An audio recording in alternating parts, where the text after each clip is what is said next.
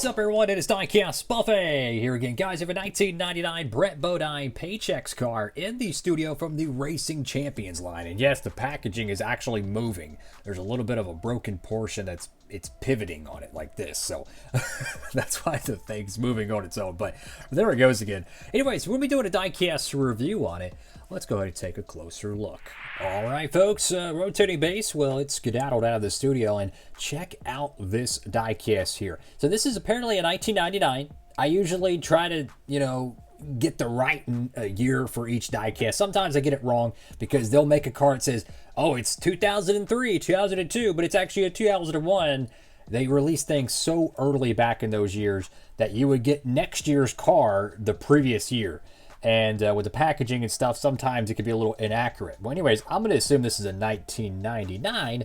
What a cool looking car here. I love the Ford Taurus. I'm looking at the front grille marks here. I'm going to try to zoom it in here for y'all. I can't tell if that's a road course car or a short track car because it has those extra grille openings right here. There's like a giant square cutout. I want to say that's a short track thing. And back in those years, they had different aero grill packages for road courses, super speedways, you name it. Anyways, this is part of the Racing Champions Driver Signature Series, or Signature Driver Series, where you get a ARC style box inside of a plastic dome on a card back. Wow.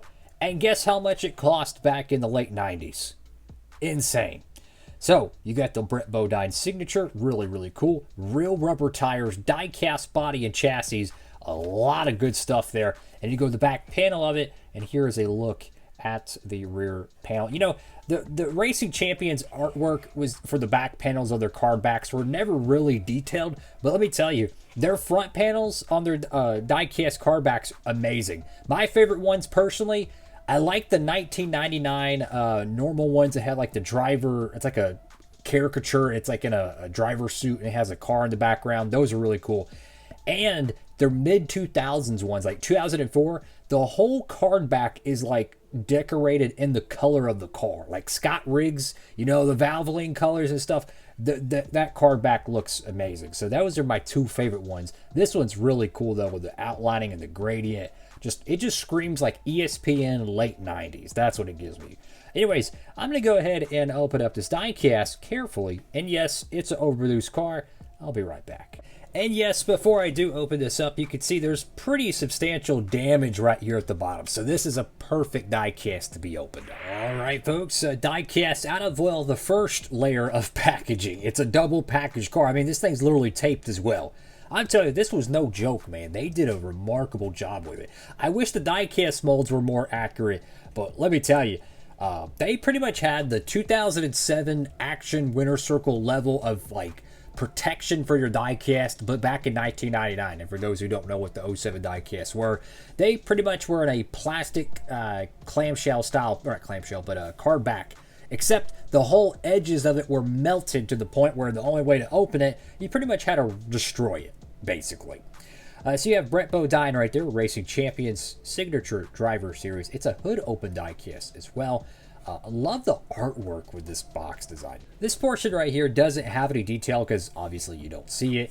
But I do like how the car is kind of slanted at a high bank look. I really like that, man. And I wonder if this box design would actually fit maybe an Action Winner Circle car that's a hood open. I would imagine it would be a pretty close fit because this car is a little bit taller and a little bit more oversized in some areas. I wonder if like a Jeff Gordon or a Dale Earnhardt 1998 car would fit in this. That'd be kind of interesting. Anyways, I'm going to go ahead and carefully open up the box and we can finally get to the diecast. All right, folks, brand new out of the box, and well, this is the first time this diecast has been outside of its box in 26 years. Wow. So this was probably produced early 1999 or right at the end of 1998. They would make things very early, completely different than how it is nowadays, where like usually the diecast are mostly late, right? This is back when, you could be doing your holiday shopping in 1998 and pick up half the field for 1999. It's bananas, but that's just how it was. So you go over to the hood of the diecast. It is a hood open piece, but I love that silver design to it. You can see a little checkered flag there and the silver stripe on the side. I think there's a little stripe. No, that's not. That's a part of the bottom carriage, but this little silver flag right there, that's pretty cool. It's a hood open diecast. I would close it all the way, but it's kind of difficult to open it up. Now, one thing I'm seeing here, it's kind of interesting, is there looks like there's some deterioration on the hood. I'm going to zoom it in here. Bear with me. I don't know what the biff happened to it, but it almost looks like the hood actually has some rust to it. Oh, let me go. There we go. I mean, look at that. What the heck happened to this thing? I have no idea what all that is. I have no earthly idea. It looks like the plastic wasn't shimmed off perfectly, but what's the top portion? Is that rust? Is it like melted? I have no idea. Again, this diecast has been sealed for 26 years, so who knows? That is really interesting. So you go to the front end of this diecast, and I mean, gotta love them Ford Taurus noses, man. I mean, it looks so much like the catfish eyes, you know. If you're from, you know, the South, you would know what those are, you know, the fish and whatnot. And they have like these crazy wide eyes, and that's what I think of when I think of the Ford Tauruses. But I love the Tauruses, man. I always thought they were cool, and how the production model of the late 90s Ford Tauruses were very aerodynamic, man. That was something that was always remarkable about, you know, Winston Cup era stock cars, is that the race cars looked amazing, and then you look at the production model variants, and I'll be dogged, 90% of it looked exactly like the stock car. The front end very aerodynamic. You had a spoiler on the back. You know, the front windshield very smooth, aerodynamic. It's remarkable. Got the number 11 right there. Plastilok Move Union 76. You have a blue stripe on the front valence. Go to the left side of the diecast. There's those real rubber tires. You have the number 11 there, which this is a pretty similar paint scheme for Brett Bodine, as he would run the Hooters car in 2002 and 2003, and it was pretty much exactly like this. I believe this is a Winston Cup car. I don't think this is a Busch Series car, but, you know, where it says blue, or it says blue, but where it has blue on the paint scheme, it was pretty much orange on the actual Hooters car in the early 2000s. So it's kind of interesting how they kept the simple, you know, gloss white paint job for quite a year, but had two different sponsors.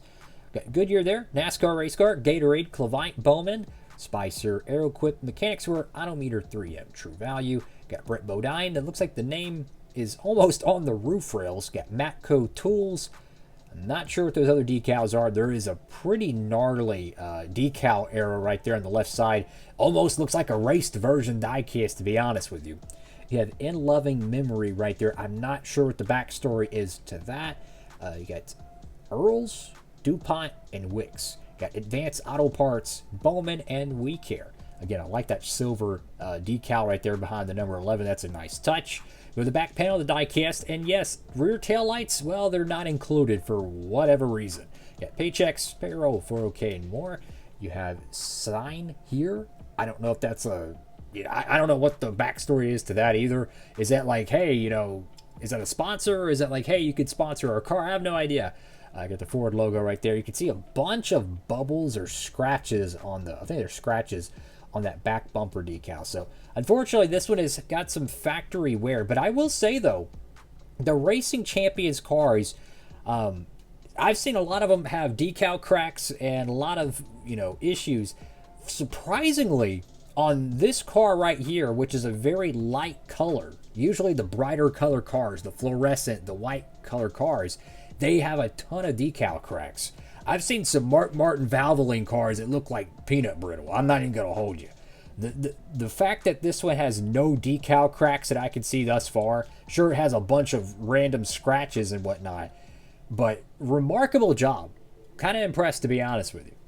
Top of the diecast here. Again, it's not the most accurate diecast mold, but you know what? This is an overproduced car, right? Overproduced. There's plenty of them out there, and I wanted to do a diecast review on it. Another thing I'm noticing is the number 11 on the roof and over here on the side. It almost kind of has like a matte touch to it. Like the decals, like everything on the car is very glossy. And then you look at the blue decals, and they're almost all the decals actually are very like matte finish except for the silver ones. So that's an interesting touch. And then over here to the deck lid of the car, there's some dirt. Well, that's from the 90s. That's pretty cool. And nothing more on the deck lid there. Just a clean looking car. So, honestly, you know, the Racing Champions cars for me are very bittersweet because they had so many great die casts, man. Like paint scheme wise, you know, driver wise, they would get a lot of the more underfunded teams. I'm trying to get my color on my camera to focus. It's weird. Sometimes when I like get it to focus on certain colors, it like glitches out and it makes the temperature of the video look more cold or warm. If you've ever done any basic photo editing, you know what that means. You know, like on Instagram and whatnot. Anyways, they used to have so many great, you know, smaller teams and back markers, and it didn't matter if it was the Busch Series or the Cup Series, but a lot of their die-cast molds were a lot left to be desired. So it kind of makes you wonder, like, how would some of these cars look like if they were produced on the Hot Wheels mold or the Action Winter Circle mold, heck, even maybe the Revell mold, as they were a thing back in the late 90s. So really cool stuff. I like the rubber tires on there. It's just the wheels they just look so unproportioned. I mean, look at the front tire as, oh my goodness, I'm making a mess here. Look at the front tire there, right? And then look at the front tire here. The clearance, the giant wheels, it just, I don't know, man. I mean, the front end looks completely different. I mean, the Taurus logo needs to be further down. The bottom valence looks too tall. You know, there's a lot of quirks to the Racing Champions mold, but you know what? It is what it is. It survived 26 years, and I'm very thankful I could get it on YouTube. So thank you all so much for watching the video. Make sure to like, comment, and subscribe. And for all your new diecast purchases, make sure to tap it over there. Help support the channel and save as well with that promo code Diecastbuffet over there at Circle B Diecast. They do have older diecasts too. Tap in, check them out. They only have usually one of each, so you kind of have to jump on those early, but they do carry older diecasts. That's all for now. Have a blessed one. Diecastbuffet signing off.